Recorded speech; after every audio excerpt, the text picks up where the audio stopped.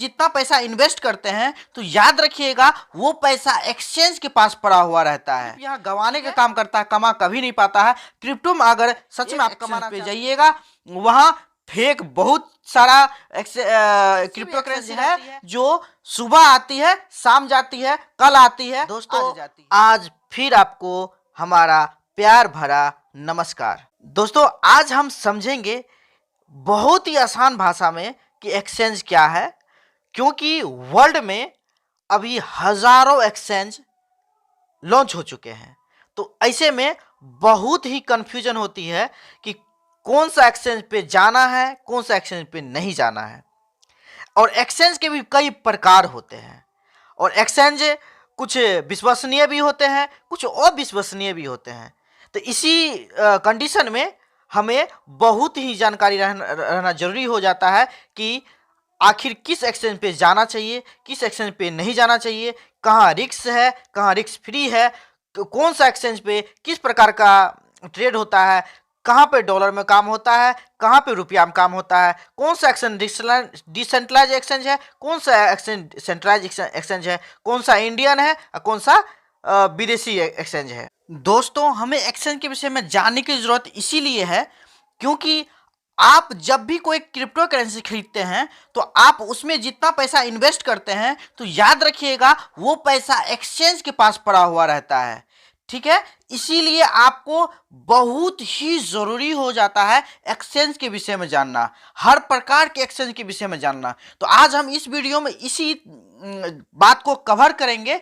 सबसे पहले एक्सचेंज का मतलब समझेंगे हम आसान शब्द में, और उसके बाद हम डिसाइड कर पाएंगे कि हमें कितने एक्सचेंज रखना चाहिए, किस किस टाइप का एक्सचेंज रखना चाहिए, किस में कितना इन्वेस्ट करना चाहिए, कौन विश्वसनीय है, कौन विश्वसनीय नहीं है। ये बात हम क्लियर कर पाएंगे इस वीडियो में। तो चलिए हम वीडियो शुरू करते हैं। दोस्तों वीडियो शुरू करने से पहले आपसे एक रिक्वेस्ट है, अगर आप हमारे चैनल पे नए आए हैं तो सबसे पहले आप हमारे चैनल को सब्सक्राइब कर लीजिए और बेल आइकन के घंटी को दबा लीजिए ताकि हमारा नोटिफिकेशन आपको मिलेगा सबसे पहले और वीडियो आपको देखने को मिलेगा। क्योंकि क्रिप्टो की दुनिया में कहा जाता है कि बिना ज्ञान का आया हुआ व्यक्ति सिर्फ यहाँ गंवाने का काम करता है, कमा कभी नहीं पाता है। क्रिप्टो में अगर सच में आप कमाना चाहते हैं तो सबसे पहले आप क्रिप्टो संबंधित सारी जानकारी ले लीजिए।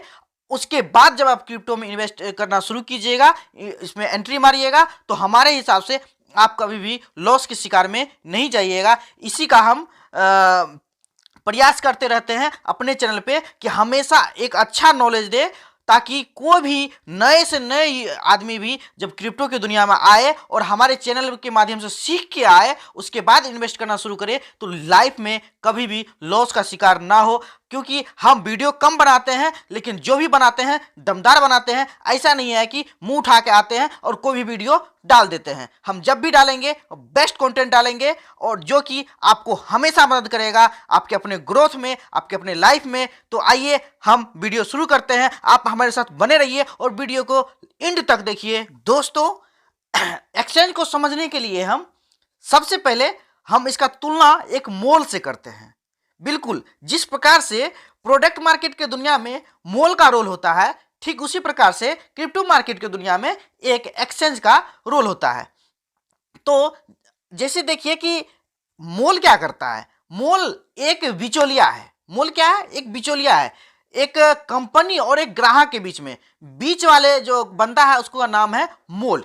ठीक उसी प्रकार से एक क्रिप्टो करेंसी जो बनाता है वो मालिक और एक इन्वेस्टर जो हम लोग खरीदते हैं, ये दोनों के बीच में एक है जिसका नाम है एक्सचेंज। ये बिचौलिया का काम करता है। तो जिस प्रकार से मॉल में जाइएगा तो मॉल में सस्ता से सस्ता, घटिया से घटिया, बढ़िया से बढ़िया, ब्रांडेड से ब्रांडेड हर प्रकार की वस्तु अवेलेबल होती है। ठीक उसी प्रकार से एक एक्सचेंज पे घटिया से घटिया, अच्छा से अच्छा, सस्ता से सस्ता और महंगा से महंगा क्रिप्टो करेंसी अवेलेबल होती है। इस परिस्थिति में जिस प्रकार से मॉल में सामान खरीदने के लिए आपको वस्तु का चूज करना, अच्छाई बुराई हर चीज पहले से मालूम होना चाहिए। कौन सा महंगा पड़ सकता है, कौन सा सस्ता पड़ सकता है, ऑफर के चक्कर में कहीं लूटा ना जाए। ठीक है, एक जाते हैं खरीदने के लिए और लोभ में आके 5 खरीद लेते हैं, फिर घर आके पछताते हैं। ठीक उसी प्रकार से क्रिप्टो वर्ल्ड भी है। एक एक्सचेंज पे जाइएगा, वहां फेक बहुत सारा क्रिप्टो करेंसी रहती है। आप एक खरीदने जाइएगा 5 खरीद लीजिएगा, कभी सस्ता के चक्कर में खरीद लीजिएगा, कभी सस्ता समझ के महंगा पकड़ा जाएगा। बहुत ज़्यादा परेशानी होता है एक क्रिप्टो करेंसी को चूज करने में। ठीक है, दूसरा शब्द हम आगे समझते हैं। जिस प्रकार से मोल का भी अपना अपना एक ब्रांड होता है, अपना अपना एक कि कुछ मोल ऐसे होते हैं कि जो बहुत ही ज़्यादा विश्वसनीय होते हैं, बहुत सालों से चले आ रहे हैं, उस पर पूरा वर्ल्ड का लोग ट्रस्ट करते हैं। जैसे आप अमेजोन को समझ लीजिए, फ्लिपकार्ट को समझ लीजिए, ऐसे बहुत सारे मोल हैं। ठीक है, और कुछ ऐसे भी मोल है जो कल आता है और आज चला जाता है, सुबह आता है और शाम चला जाता है। ऐसे भी बहुत सारे मोल है। लेकिन देखिए, जिस प्रकार से मोल में क्या है कि अगर वो बंद हो आती है और चली जाती है तो हमको उससे कोई नुकसान है, सिर्फ जो आया और गया उसको नुकसान है, मोल को नुकसान है। लेकिन क्रिप्टो की दुनिया में ध्यान रखिएगा कि यहां भी ऐसे एक्सचेंज है जो बहुत सालों से चले आ रहे हैं, उस पर पूरा वर्ल्ड भी ट्रस्ट करता है, सबको भरोसा होता है उस पर, और वो अच्छे से काम करती है। लेकिन कुछ ऐसे भी एक्सचेंज है जो सुबह आती है, शाम जाती है, कल आती है, आज जाती है। ठीक है, तो यहां पे नुकसान क्या है, क्योंकि अगर हम कोई भी एक्सचेंज पे, मान लीजिए ऐसे एक्सचेंज पे हम अपना पैसा इन्वेस्ट कर दिए, ऐसे एक्सचेंज पे जाके हम एक बिटकॉइन खरीद लिए जिसका कि कोई ज़्यादा वैल्यू नहीं थी, जो सुबह आया और शाम चला गया। अगर वो शाम चला गया तो याद रखिएगा वो नहीं डूबेगा, आप हम डूब जाएंगे जो इसमें इन्वेस्ट किए, क्योंकि एक्सचेंज को बंद होने का मतलब है कि वो हमारा पैसा भी डूब जाना। इसीलिए कहते हैं नॉलेज लेना बहुत जरूरी है एक्सचेंज के बारे में। दोस्तों, अगर मेरा मानिए तो हमारा मानना है कि एक अच्छे इन्वेस्टर के पास कम से कम 5 से 10 एक्सचेंज पे और अलग अलग टाइप के एक्सचेंज पे अपना अकाउंट बना हुआ रहना चाहिए। इसका 2 कारण है, हम इसीलिए ज़्यादा एक्सचेंज पे रहने के लिए कह रहे हैं। इसका पहला कारण ये है कि अगर आप अलग अलग टाइप के एक्सचेंज पे अपना पैसा इन्वेस्ट करेंगे तो होगा क्या कि आपका पैसा सुरक्षित रहेगा। क्योंकि एक साथ हर एक एक्सचेंज पे फ्रॉड नहीं होती है या किसी तरह का दिक्कत नहीं होती है।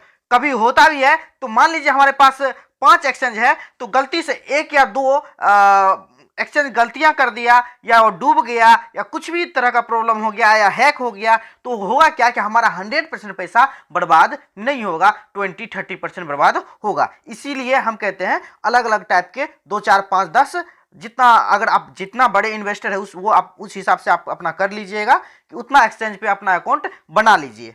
पहला कारण समझ गए। दूसरा कारण ये है कि जब नए नए कॉइन लॉन्च होती है तो सीधे बड़े बड़े एक्सचेंज पे आके लिस्टेड नहीं होता, क्योंकि बड़ा बड़ा एक्सचेंज क्या होता है, छोटे छोटे नए नए कॉइन को लिस्ट नहीं करता है। तो इसीलिए नए नए कॉइन को क्या करना पड़ता है, एक छोटे छोटे एक्सचेंज पे जाना पड़ता है। पहले एक पे आके अपना परफॉर्मेंस दिखाना पड़ता है, फिर जब विश्वास जग जाता है फिर दूसरा एक्सचेंज पे लिस्ट करता है, फिर तीसरा पे, फिर चौथा पे, और बहुत जितना ज़्यादा पॉपुलर होते जाता है उतना बड़े बड़े एक्सचेंज पे अपना लिस्टिंग करवाते जाता है।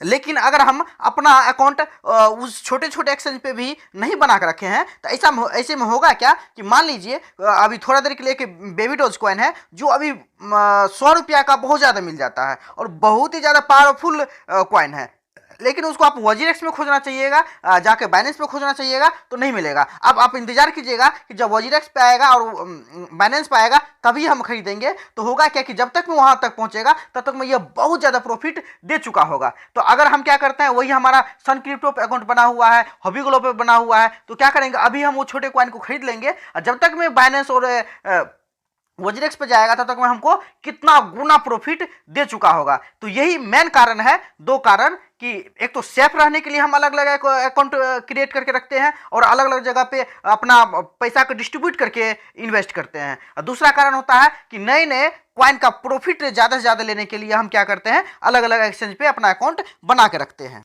दोस्तों, वीडियो बहुत ज़्यादा लंबा हो जाने के कारण से हम आगे जो है कि नेक्स्ट जो हमारा टॉपिक है, जैसे कि बेस्ट एक्सचेंज कौन सा है इंडियन के हिसाब से, वर्ल्ड वाइज हिसाब से, डिसेंट्रलाइज एक्सचेंज क्या है, सेंट्रल एक्सचेंज क्या है, इसके विषय में नया टॉपिक में हम कवर करेंगे, क्योंकि वीडियो बहुत ज़्यादा लंबा हो रहा है। और आपसे एक रिक्वेस्ट है कि आप यहाँ तक आए हैं तो जाहिर सी बात है आप हमें पसंद कर रहे हैं, तो आप कृपया करके हमें मदद करें, क्योंकि आप जब सपोर्ट हमको करेंगे तभी हम आपके साथ कदम से कदम मिला के चलेंगे।